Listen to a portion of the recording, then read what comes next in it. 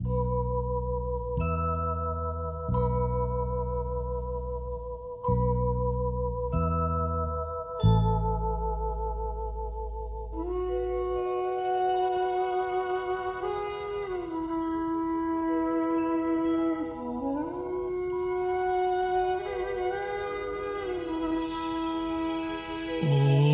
शांति, ओम शांति, ओम शांति, ओम शांति, ओम शांति, ओम शांति, ओम शांति, ओम शांति, ओम शांति, ओम। ये ध्वनि मंगल ध्वनि है, ओम शांति, ओम शांति, ओम शांति, ओम शांति, ओम शांति। बड़ा है सुख कर ये मंत्र मन हर, ओम शांति, ओम। ये ध्वनि मंगल ध्वनि है, ओम शांति, ओम शांति, ओम शांति, ओम शांति, ओम शांति।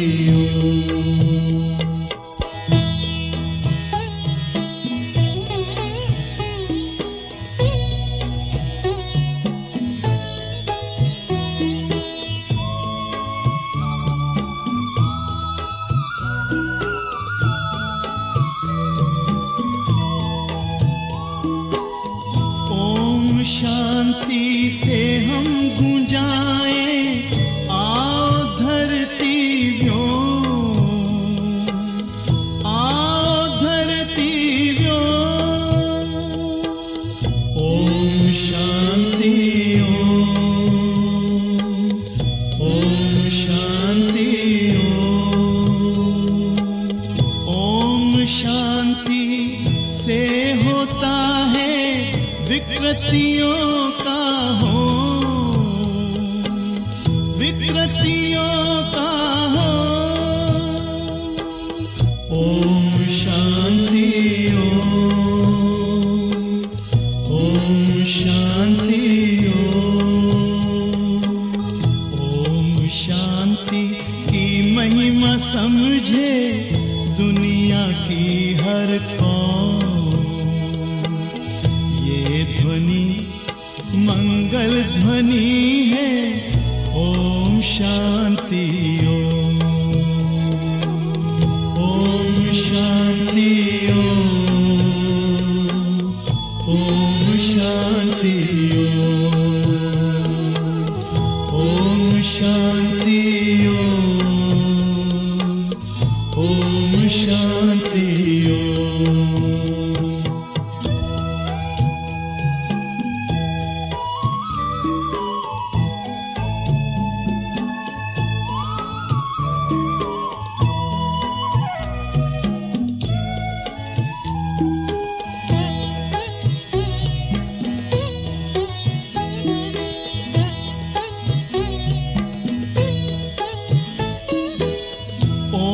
शांति करे जागृत आत्मा में जो,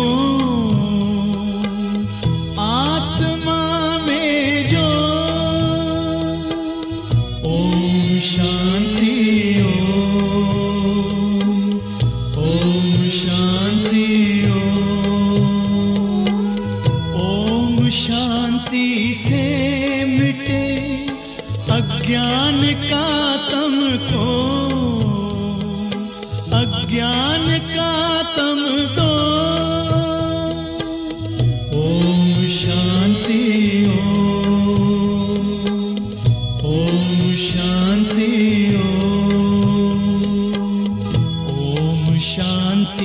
की शक्ति से पत्थर भी होता मोम। ये ध्वनि मंगल ध्वनि है, ओम शांति ओम शांति ओम शांति ओम शांति ओम शांति ओम शांति ओम शांति ओम शांति ओम शांति।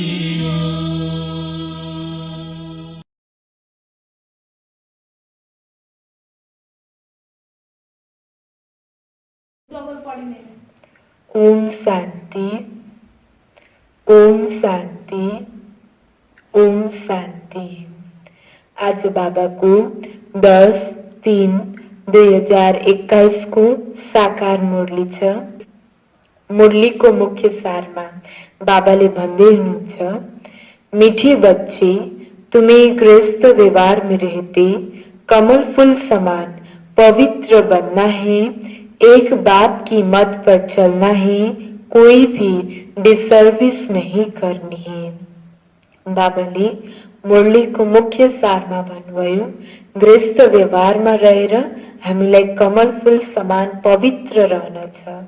गृहस्थ व्यवहारमा अब जति पनि कार्य व्यवहार गर्दा गर्दै त्यो कार्य व्यवहारको हामी उल्झनमा नउल्झिएर, त्यो गृहस्थमा नफसेर कमल फूल समान जस्तै पवित्र बन्न छ। जसरी कमलको फूल त्यो पानीदेखि उपराम, त्यो किचडादेखि उपराम भएर आफ्नो फूल कमल एकदम शुद्ध हुन्छ, त्यो कमलको फूल जस्तै बाबाले हामीलाई बन भन्नुहुन्छ। गृहस्थ व्यवहारमा रहेर हामी कमल फूल समान पवित्र रहन छ र बाबाको श्रीमतमा चल्न छ। जब हामी बाबाको श्रीमतमा चल्छौं त हामीद्वारा कुनै पनि डिसर्विस हुँदैन। प्रश्न, किन बच्चों को माया जोर से अपना पंजा मारती है, बड़ी मंजिल कौन सी है? कुन बच्चालाई मायाको जोडसँग थप्पड लाग्छ र यो मार्गमा सबैभन्दा ठूलो मन्जिल कुन चाहिँ हो? बाबाले प्रश्न सोध्दै हुनुहुन्छ।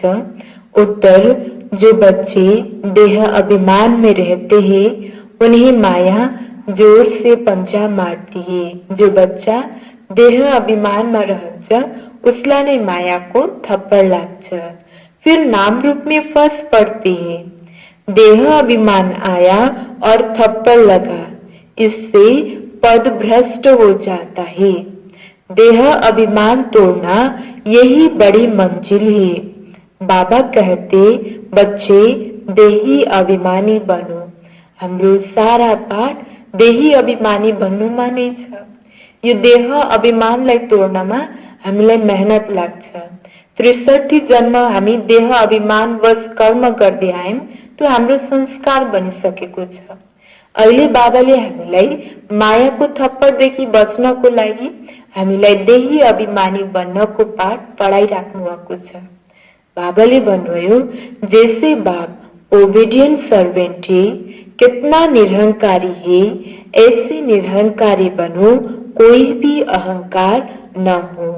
जसरी बाबा यो पतित दुनियाँमा आएर महान बाबाले महान कर्तव्य गर्दै हुनुहुन्छ, यो दुनियाँमा पतित मनुष्यलाई पावन बनाउँदै हुनुहुन्छ, देवी देवता बनाउँदै हुनुहुन्छ र साथमा भन्नुहुन्छ, म तिम्रो आज्ञाकारी निरहंकारी सेवक हो भनेर भन्नुहुन्छ। म तिमी बच्चाहरूको सेवक हो भनेर। कति निरहंकारीको साथ बाबाले म तिमी बच्चाहरूको सेवक हो भनेर भन्नुहुन्छ। यस्तै हामीलाई बाबा समान फलो गर्न छ। बाबा समान निरहंकारी देही अभिमानी बन्नु छ। फेरि एकचोटि उत्तर सुन्नुस्। जो बच्चे देह अभिमान में रहते हैं उन्हें माया जोर से पंजा मार देती है। फिर नाम रूप में फंस पड़ते हैं। देह अभिमान आया और थप्पड़ लगा, इससे पद भ्रष्ट हो जाता है। देह अभिमान तोड़ना यही बड़ी मंजिल है। बाबा कहते, बच्चे देही अभिमानी बनो। जैसे बाप ओबेडियंट सर्वेंट है, कितना निरहंकारी है, ऐसे निरहंकारी बनो, कोई भी अहंकार न हो। गीत न वो हमसे जुदा होंगे। ओम शांति। बच्चों ने गीत सुना। बच्चे कहते हैं, हम बाबा के थे और बाबा हमारा था जब मूल वतन में थे। हम बच्चों को ज्ञान तो अच्छी रीति मिला है। तुम जानते हो, हमने चक्र लगाया है। अब फिर हम उनके बने हैं। वह आया है राजयोग सिखलाकर स्वर्ग का मालिक बनाने। कल्प पहले मुआफिक फिर आया है। अब बाप कहते हैं, हे बच्चे, तो बच्चे होकर यहाँ मधुबन में बैठने जाना है। अपनो कार्य व्यवहार गर्नको लागि फेरि गृहस्थमा आएर अब केही कार्य त गर्न पर्यो, कर्तव्य गर्न पर्यो। तो बाबाले भन्नुभयो, तो बच्चे होकर यहाँ मधुबन में बैठने जाना, सर्भिस गर्नको लागि, आफ्नो कर्तव्य गर्नको लागि र साथ यो परिवारलाई पनि अब ईश्वरीय सेवा गराउनको लागि पनि हामी आफ्नो कर्तव्य गर्न पर्यो। सधैँ त मधुबनमा त बस्न सकिन्न। तो अपने गृहस्थ व्यवहार में रहते कमल फूल समान पवित्र रहो। कमल का फूल पानी में रहता है, परंतु पानी से उपराम रहता है, उन पर पानी लगता नहीं है। बाप कहते हैं, तुमको रहना घर में ही है, सिर्फ पवित्र बनना है। यह तुम्हारा बहुत जन्मों के अंत का जन्म है। जो भी मनुष्य मात्र है, उन सबको पावन बनाने में आया हूँ। पतित पावन सर्व का सद्गति दाता एक ही है, उनके सिवाय पावन कोई बना नहीं सकता। तुम जानते हो, आधा कल्प से हम सीढ़ी उतरते आए हैं।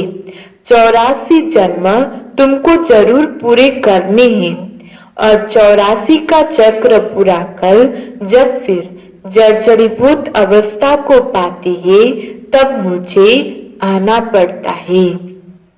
20 में और कोई 25 से पावन बना नहीं सकता। कोई भी न बाप को न रचना को जानती है। ड्रामानुसार सबको कलयुग में पति तमो प्रधान बनना ही है। बाप आकर सबको पावन बनाए शांति धाम में ले जाते हैं। तुम बाप से सुख धाम का वर्षा पाते हो। सतयुग में कोई दुख होता ही नहीं है। अभी तुम जीते जी बाप के बने हो।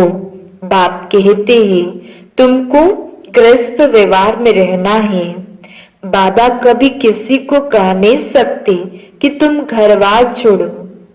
तो नहीं, गृहस्थ व्यवहार में रहते सिर्फ अंतिम जन्म पवित्र बनना है। बाबा ने कभी कहा है कि क्या तुम अपने घरवार छोड़ो? नहीं, तुमने ईश्वरीय सेवा अर्थ आप ही छोड़ा है। कई बच्चे हैं, घर गृहस्थ में रहते भी ईश्वरीय सेवा करते हैं, छुड़ाया नहीं जाता है। बाबा किसी को छुड़ाते नहीं हैं। तुम तो आप ही सर्विस पर निकलते हो। बाबा ने किसी को छुड़ाया नहीं है। तुम्हारे लौकिक बाप शादी के लिए कहते हैं, तुम नहीं करते हो क्योंकि तुम जानते हो कि अब यह मृत्यु लोक का अंत है। शादी बर्बादी होगी, फिर हम पावन कैसे बनेंगे? हम क्यों न भारत को स्वर्ग बनाने की सेवा में लग जाए। बच्चे चाहते हैं कि राम राज्य हो, पुकारते हैं ना, हे पतित पावन सीताराम, हे राम आकर भारत को स्वर्ग बना। कहते भी है, परंतु समझते कुछ भी नहीं। सन्यासी लोग कहते हैं, इस समय का सुख काव्य विस्टा के समान है। बरोबर है भी ऐसा, यहाँ सुख है ही नहीं, कहते रहते हैं, परंतु किसी की बुद्धि में नहीं है। बाप कोई दुख के लिए यह सृष्टि थोड़े ही रचते हैं। बाप कहते हैं, क्या तुम भूल गए हो, स्वर्ग में दुख का नाम निशान नहीं रहता है। वहां कंस आदि कहां से आए। अब बेहद का बाप जो सुनाते हैं उनकी मत पर चलना है। अपनी मनमत पर चलने से बर्बादी कर देते हैं। आश्रय बस सुनंती, कथनती, भागंती या ट्रेटर बनंती, इतनी जाकर डिसर्विस करते हैं। आपने कारण ले बाबा को हात छोड्ने अनि बाहिर गएर अब यो कारणले अब मैले भनेको जस्तो पाएन, उहाँहरूले यस्तो गर्नुभयो भनेर बाबाको बदनामी गर्ने। त बाबाले भन्नुभयो यो मार्गमा चल्न छ भने बाबाको श्रीमतमा चल्न छ। इतने जाकर डिसर्विस करते हैं, उनका फिर क्या होगा। हीरे जैसा जीवन बनाने बदले कौड़ी मिसल बना देते हैं। पिछाड़ी में तुमको सब अपना साक्षात्कार होगा। ऐसे चलन के कारण यह पद पाया। यहाँ तो तुमको कोई भी पाप नहीं करना है, क्योंकि तुम पुण्य आत्मा बनते हो ना। हमें यहाँ देवी देवता सतयुग को राजा रानी बन्न आएको, तो राजा रानी बन्नको लागि आफूमा भएको विकर्महरू 63 जन्मसम्म कति गरिएका पापहरू यहाँ नाश गर्न आएको। त बाबाले भन्नुभयो यो समयमा तिमीलाई पुण्य आत्मा बन्न छ, त्यही भएर तिमीद्वारा कुनै पनि विकर्म हुनु भएन, बाबाले भन्दै हुनुहुन्छ। पापों का फिर 100 गुणा दंड हो जाएगा। भल स्वर्ग में आएंगे, परंतु बिल्कुल ही कम पद। यहाँ तुम राजयोग सीखने आए हो, फिर प्रजा बन जाते हैं। मर्तबे में तो बहुत फर्क है ना। यह भी समझाया है, यज्ञ में कुछ देते हैं फिर वापस ले जाते हैं, तो चंडाल का जन्म मिलता है। कई बच्चे फिर चलन भी ऐसे चलते हैं, जो पद कम हो जाता है। बाबा समझाते हैं ऐसा कर्म नहीं करो जो राजा रानी के बदले प्रजा में भी कम पद मिले। यज्ञ में स्वाहा होकर भगंती होते हैं, तो क्या जाकर बनेंगे। यह भी बाबा समझते हैं बच्चे, कोई भी विकर्म नहीं करो, नहीं तो 100 गुणा सजाए मिलेगी। थाहा पाए पनि गल्ती गरे भने तो गल्तीको 100 गुणा सजा मिल्ने भयो। त्यही भएर बाबाले भन्नुभयो तिमीद्वारा कुनै पनि गलत कर्म हुनु भएन, किनभने बाबा आएर त सबै ज्ञान दिनुभएको छ। कुन कर्म गर्यो भने तिम्रो कर्म अकर्म बन्छ, कुन कर्म गर्यो भने तिम्रो कर्म विकर्म बन्छ, सबै कुराको ज्ञान दिनुभएको छ। त्यही भएर बाबाले भन्नुभयो हाम्रो गल्तीको सजाय 100 गुणा हुन्छ। फिर क्यों नुकसान करना चाहिए। यहाँ रहने वाले से जो भी घर गृहस्थ में रहते हैं, सर्विस में रहते हैं, वे बहुत ऊंच पद पाते हैं। ऐसे बहुत गरीब है, 8 आना व रुपया भेज देते हैं, और जो भल यहाँ 1000 भी देवे तो भी गरीब का ऊंच पद हो जाता है। ती भावनाले, ती भावना अनुसार बाबा भनेर अर्पण गरेको छ, त्यो भावनाको भाडो त बाबाले रिटर्नमा दिनुहुन्छ। त्यही भएर बाबाले भन्दै हुनुहुन्छ कि गरीबको उस पद मिल जाता है, 8 आना व रुपया भेज देते हैं, और जो भले यहाँ 1000 भी देवे तो भी गरीबों का उस पद हो जाता है, क्योंकि वहां कोई पाप कर्म नहीं करते हैं। पाप कर्म करने से 100 गुणा बन जाएगा। तुमको तो पुण्य आत्मा बन सबको सुख देना है, दुख दिया तो फिर ट्रिब्यूनल बैठती है। साक्षात्कार होता है कि तुमने यहाँ यहाँ किया, अब खाओ सजा, पद भी भ्रष्ट हो जाएगा। सुनते भी रहते हैं, फिर भी कई बच्चे उल्टी चलन चलते हैं। बाप कहते हैं हमेशा चीरखंड होकर रहो। अगर लून पानी होते रहेंगे तो बहुत डिसर्विस करते हैं। कईयों कोई के नाम रूप में फंस पड़ते हैं तो भी बहुत पाप हो जाता है। माया जैसे एक चूहा है, फूंक भी देती है, काटती भी रहती है, खून भी निकल आता है, पता ही नहीं पड़ता है। माया भी ब्लड निकाल देती है, ऐसा कर्म करवा देती है जो पता ही नहीं पड़ता है। अब तो कर्म गरी सके पछी अब लास्टमा गरेर भ्याएपछि बल्ल पछताउने हुन्छ। अब आफूले विकर्म गरिराखेको पनि थाहै हुँदैन। त बाबाले भन्नुभयो मायाले हामीद्वारा यस्तो गलत कर्महरू गराइरहेको हुन्छ। त बाबाले उदाहरण चूहाको दिनुभयो। काट्ते भी है, फूक भी करती है। त बाबाले त्यसको चूहाले काटेको पुपु गरेको थाहै हुँदैन। त बाबाले भन्नुभयो माया जैसे एक चूहा है, फूक भी देती है, काटती भी रहती है, खून भी निकल आता है, पता ही नहीं पड़ता है।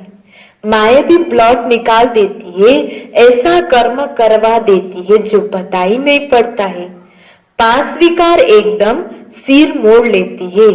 बाबा सावधानी तो देंगे ना, ऐसा ना हो जो फिर ट्रिब्यूनल के सामने कहे कि हमको सावधान थोड़े ही किया। तुम जानते हो ईश्वर पढ़ाते हैं, खुद कितना निरहंकारी है।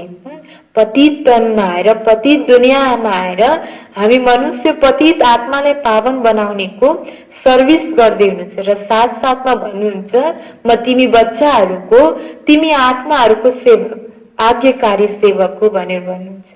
त्यो बाबाले भन्नुभयो तो बाप खुद कितना निरहंकारी है, कहते हैं हम ओबीडियंट सर्वेंट है। कोई बच्चे में इतना अहंकार रहता है, बाबा का बनकर ऐसा ऐसा कर्म करते हैं जो बात मत पूछो। इनसे तो जो बाहर ग्रस्त में रहने वाले हैं, इनसे तो जो बाहर ग्रस्त व्यवहार में रहने वाले हैं वह बहुत उच्च चले जाते हैं।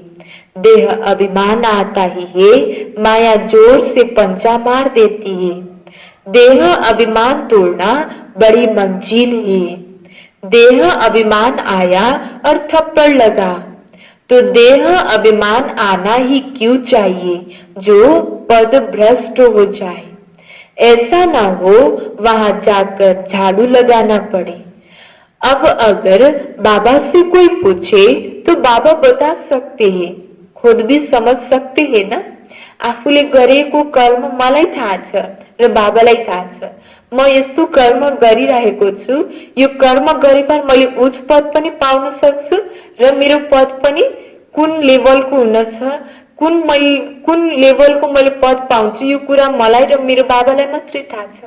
त्यही भएर बाबाले भन्नुभयो यदि कोहीले सोधिहाल्यो भने मलाई बाबा मैले कुन पद पाउँछु त बाबाले भन्न सक्नुहुन्छ र साथसाथ बच्चाहरूलाई पनि थाहा हुन्छ, बच्चालाई आफूलाई पनि थाहा हुन्छ कि म कुन पद पाउनेको लायक छु।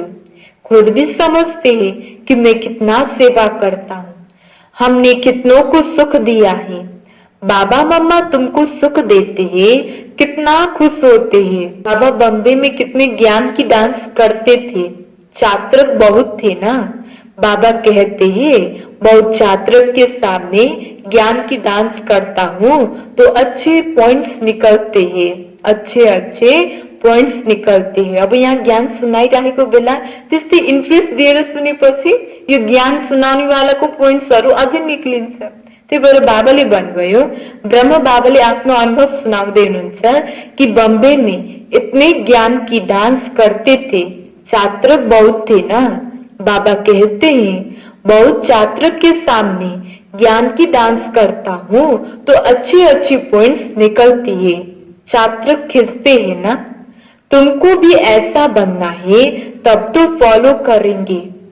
श्रीमत पर चलना है, अपनी मत पर चलकर बदनामी कर देते हैं तो बहुत नुकसान हो पड़ता है। अभी बाप तुमको समझदार बनाते हैं।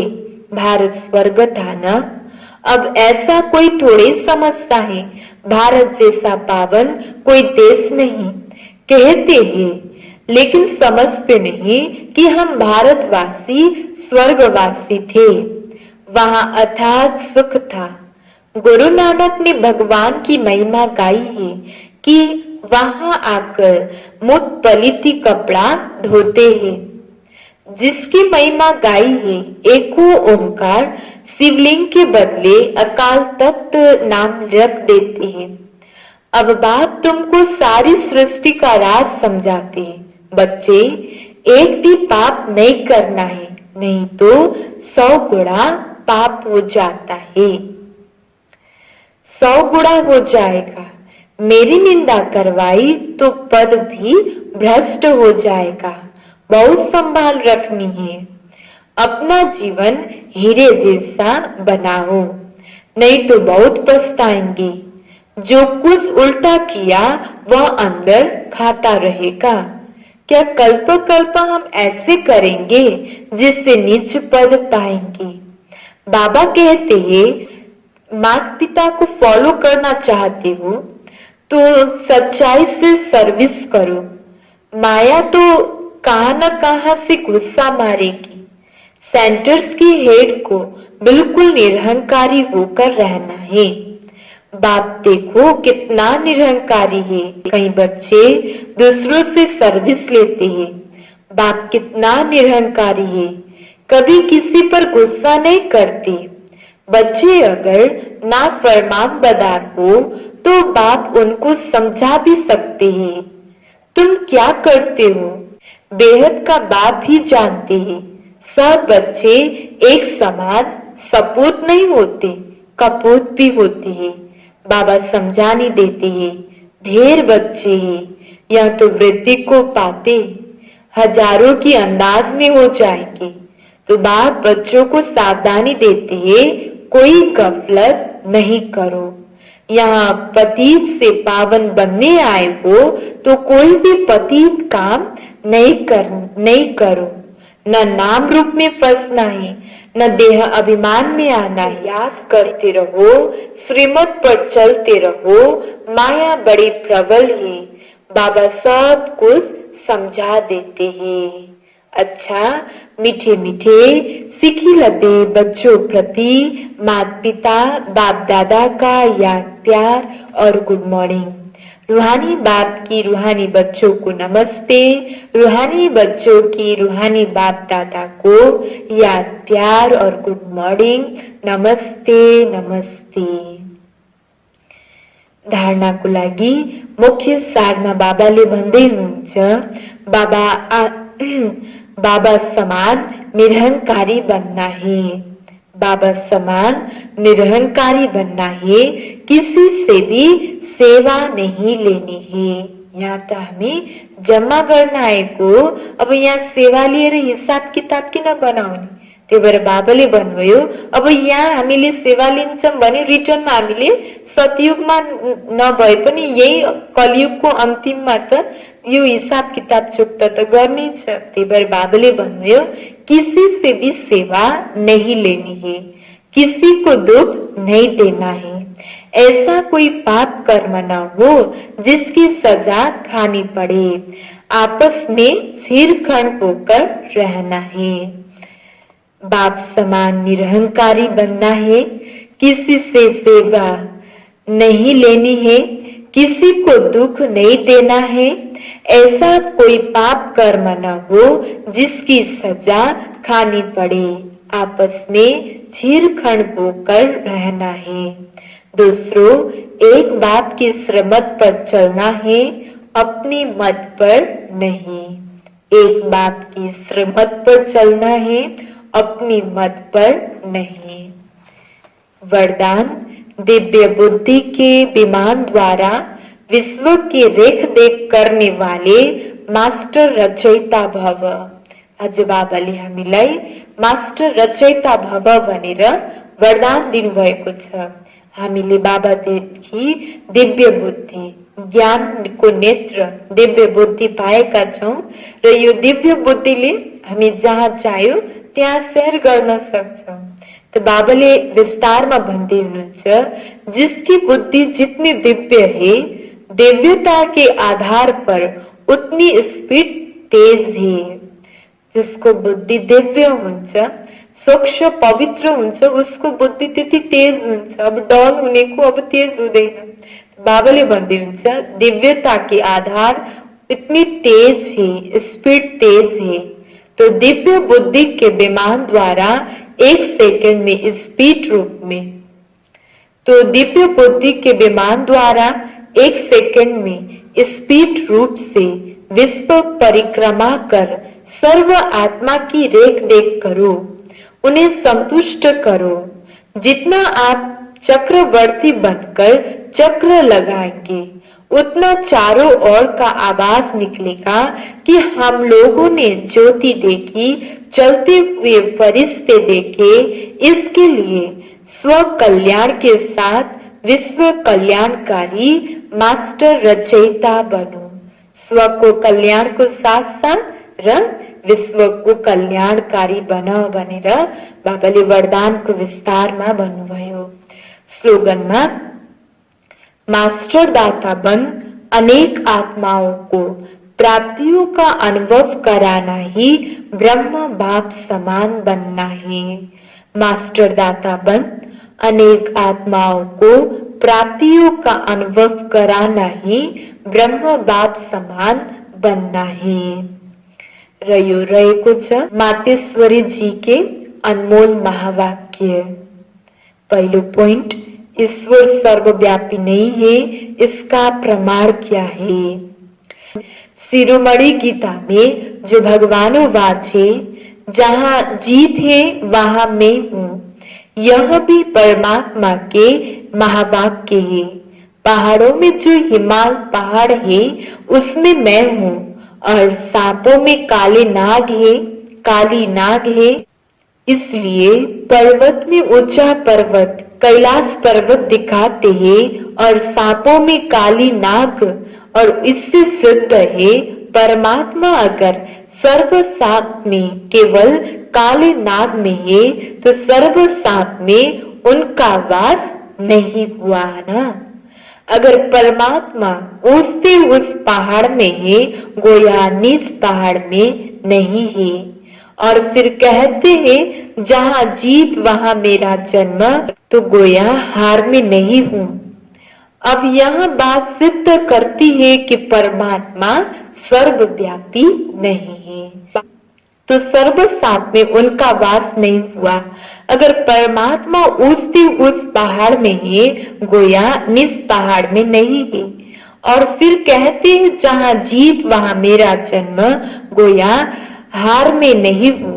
अब यह बातें सिद्ध करती है परमात्मा सर्वव्यापी नहीं है।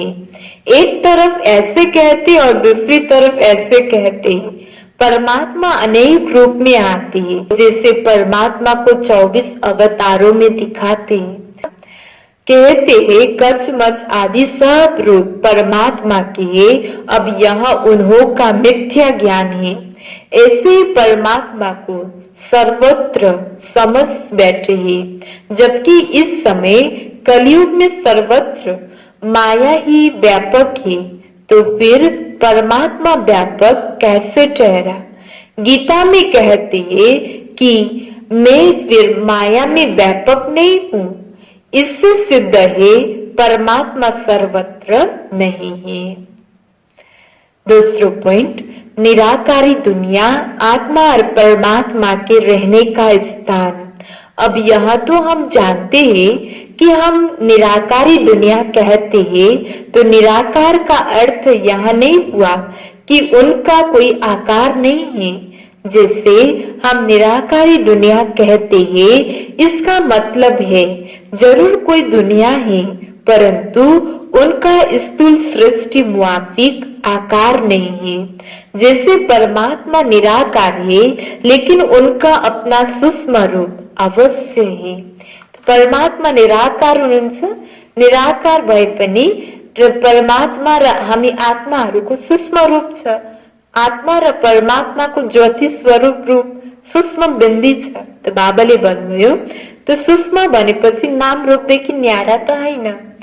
तो लेकिन उनका नाम सूक्ष्म रूप अवश्य है, उनका अपना सूक्ष्म रूप अवश्य है।